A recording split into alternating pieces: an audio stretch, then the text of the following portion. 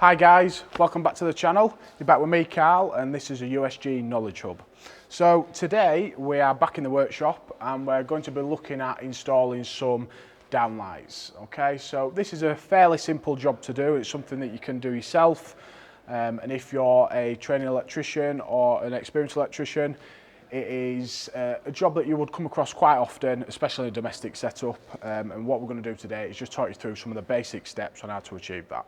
So first of all, what we're going to talk through is just the materials that we're going to use, including the tools and most importantly PPE as well, so your personal protective equipment.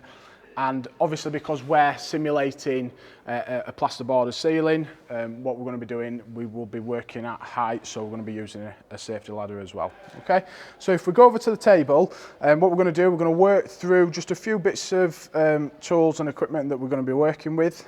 So obviously, tool-wise, we've got some side cutters, and we've got some automatic wire strippers. It's up to yourself what you would choose to use, but I will show you a bit of both today on how we strip and terminate those connections. We've also got some earth sleeving, so that's just to cover up your CPCs. And we've also got tape measure. The tape measure would be needed obviously when we're marking out and wanting to find exactly where we're wanting to drill the downlights themselves. We've also got electric screwdriver or small combi drill like we've got here, and attached to this we've got a hole saw there. It's specifically made up there, already done, and that is for the size of the hole that we're wanting to cut out, specific for our downlight that we're using. We've also got this piece that's added to it, and this is a DADE, so dust and debris eliminator, and this just aids you when you're cutting. And what it does, it will collect the dust inside there rather than it going elsewhere around the property. So it just makes it a bit easier when you're cleaning up as well. So here we've got a dust mask. So this is a P3 one. This is just what I use personally, but there's others available on the market. We've also got some safety glasses. So obviously because we are cutting, it's important that we're going to use safety glasses and a dust mask, especially with the dust that's coming off the plasterboard. And then obviously we've got the downlight in question. So today we're using the Aurora N-Light. It's the E6 version. And with this we're going to be using a bezel. So once we've cut and installed our downlight, we're going to be using this bezel. Basically this just goes on afterwards and gives a nice finish. So we'll have a quick look inside. Just like I say, we're not sponsored by these or anything. Not, you know, if Aurora do want to sponsor us, then let us know. But basically what we're looking at here is we've got the body of the downlight itself. So as you can see, that there is the downlight. So if you was looking at that from below, that's what you'd see in the finished ceiling. And obviously that body there goes up into the ceiling void itself. So it's in two parts, this downlight. They're not always like this. Obviously different manufacturers show and design them differently. But in this case, this downlight is designed in two parts. So you've got the main body. Just bob this to one side. And then we've also got the second part of the downlight. So just bob these out of the way. Put them down there. So the second part is this connection piece, and basically this is a pretty cool idea, to be honest, because what it allows you to do is pre-wire the downlight, so the connections themselves. So you've got your twin and earth coming in, so you might have the loop in, loop out, or if it's the end of line, it might just be the loop in. And basically you can pre-wire the downlight connections there, close that up, and you can leave that up in the ceiling or just dangling as it is, as long as it's safe and you're in control of the situation. It allows you to then test the lighting as well without the actual downlight attached itself. Okay, so it makes it just easier for when you're working. So what we're going to do is we're going to look at how we wire this and then connect that together. And obviously with it being fairly straightforward, it's just a case of pushing them together and locking them in. But we'll go through each step in turn and we'll work our way through. So to set up, basically what we're wanting to achieve is getting our ladder fixed in a position where it's comfortable to work, and as well where there's no hazards. So obviously we're in the workshop environment. In the working area what we're in, there is no hazards. I've checked that already. But if you're in a customer's house or you're on a site or anything like that, then you might just want to make sure the area you're working is safe to start with. Once your ladder's positioned, you can go up the ladder to a suitable point. Obviously you don't want to be going too high up, and then you want to be able to be in a nice safe, comfortable working position where you can quite easily cut that hole out, okay? And obviously when you terminate your cables, you don't want to be too far down where you're stretching. It's just a nice position where you can make those connections and work safely. Okay, so what we'll do, we'll get set up. I'm gonna get my PPE on because let's face it, once I've got that mask on, you're gonna struggle to understand what I'm saying. So I'll get suited up and then we'll get straight in it. So we just want to make sure we can pull it away and the body of the drill bit wants to go smack where we're drilling there. So if we line that up, chop up our dade.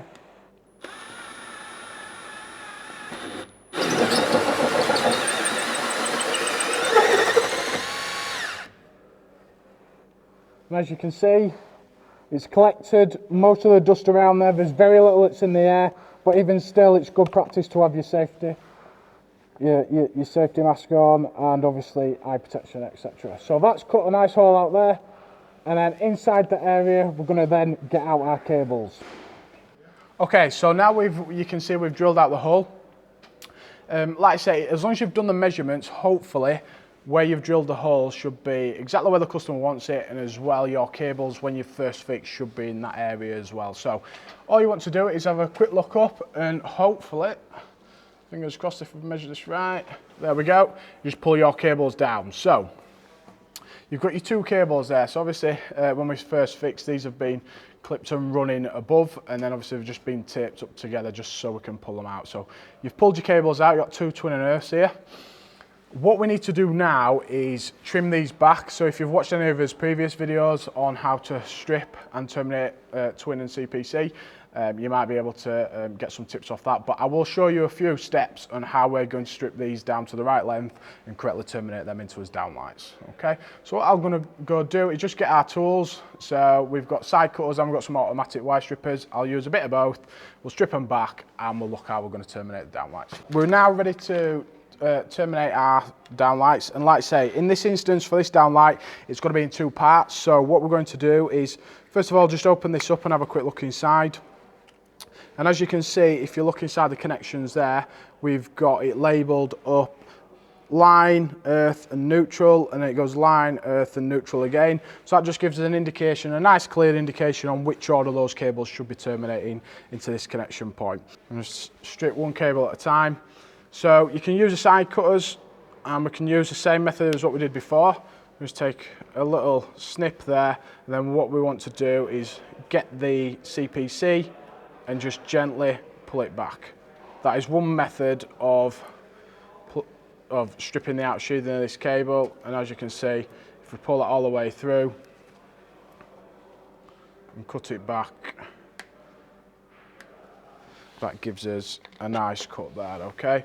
And then the extra bits there where we did the initial snip, just to make sure that we've not damaged any of those bits, we're going to snip that end bit off because we've allowed for that extra bit when cutting. So there we go.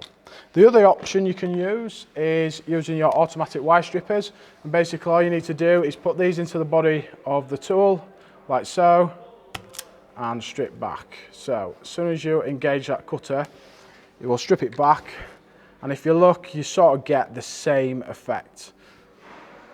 Very similar. So what we want to try and achieve here is getting enough of the cable, so in theory the outer sheathing here is going to sit past this grab point, and what that does is keeps the cable nice and secure inside. Okay, so how I would look at this is I would line it on sideways on, and you can see at the end of the grey box there we roughly want to take off about that much. So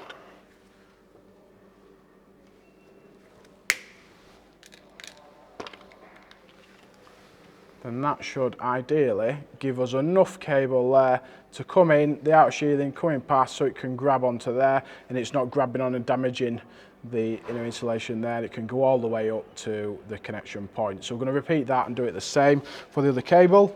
You want the inner core there, so the conductor itself to be all the way in. So as a marker on this one, if we look at the back of there, if we strip off roughly that amount as indicated on the back of this connection point, that should be enough for the conductor to go all the way into the fitting. So if we do that, we'll just strip them back off.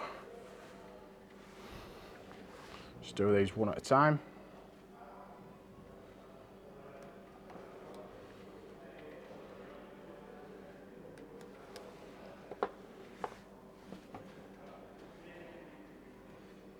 Just get a little bit more of that one.